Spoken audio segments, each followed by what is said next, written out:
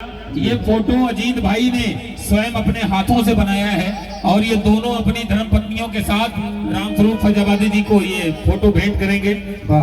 हम चाहेंगे और अगर फोटो वाकई में आपको लगेगी कि देवांश को हूबहू इन्होंने अपने चित्र में उतारा है तो सभी लोग, कोई का हाथ खाली नहीं रहेगा, सभी लोग दोनों हाथ उठा करके जोरदार तालियां बजाइएगा। फोटो दिखाइए भैया, जोरदार तालियां हो जाए, जोरदार तालियां। क्या बात है, हूबहू उतार दिया है एकदम।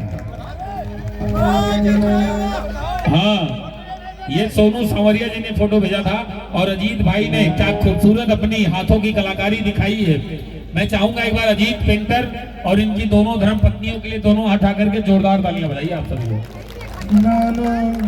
अरे इनका भी हाथ है ना, हाथों में पकड़ ली है तो बजाइए कहाँ से।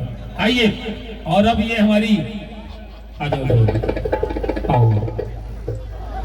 ये हमारी चंदा भाभी, ये हमारी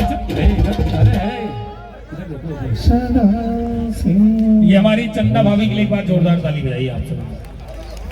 और करमचंद भाई आइए आप, ये इनके धर्मपत्नी हैं कहने के लिए। हेलो, कहने के लिए चंदा भाभी के धर्मपति हैं करमचंद।